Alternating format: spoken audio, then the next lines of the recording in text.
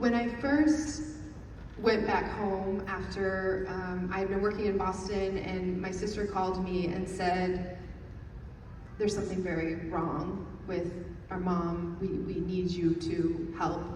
I took a leave from my job here and flew back to the Chicago area, and it was very intense.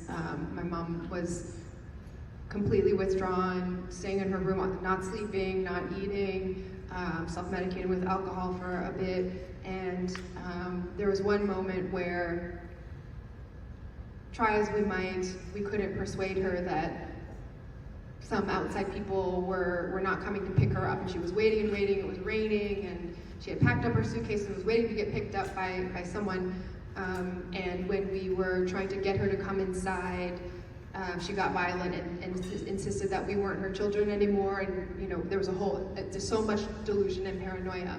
And as some of the neighbors heard the kind of commotion outside, they called the police.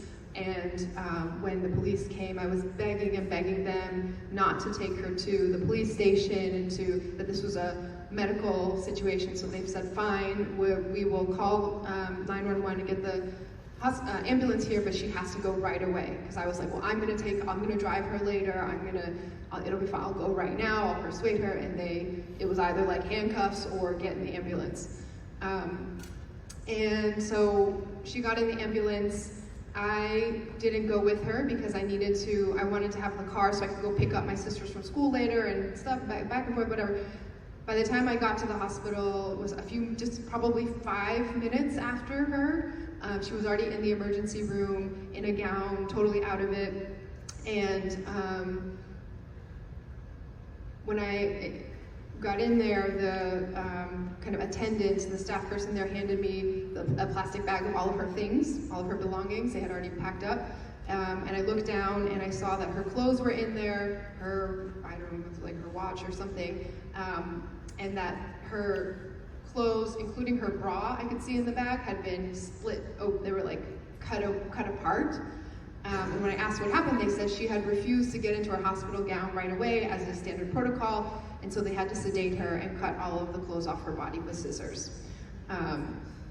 And when I talked to my mom later, she kind of said there was a man in view of who could have seen her undressing, and she would never, in the culture that she grew up, didn't want that and wanted to have more privacy, and they wouldn't let her, and she couldn't communicate in English all the way. And so I blamed myself so much for a long time that I didn't get in the ambulance with her, that I wasn't there in the room with her, that I had somehow let that whole situation outside happen, and so that someone saw it and called the police instead of being able to just keep everything inside the house where no one could see.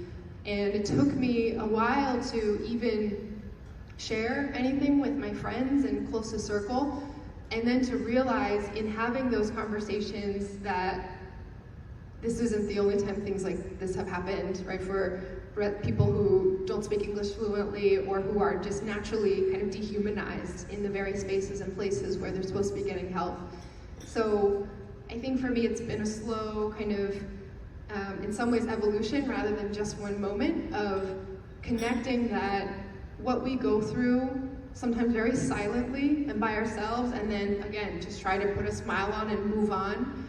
In fact, those are the moments where if you find a way to connect and understand and create space for other people to also understand, that's the way that we can move and change things. And so, if anything, I think it's been leaning into sharing things that I grew up being told you would never bring family business outside the family, right? And I think in some ways that has perpetuated and made it harder for my mom in her treatment and in her mental health. And so how can our generation, or those of us who are now kind of in our careers and raising families and have platforms for leadership, how do we not get exhausted by it in the constant, sharing of the struggle, but also create space where we lean into our own intuition in a way that can open it up for all of us to be connected together.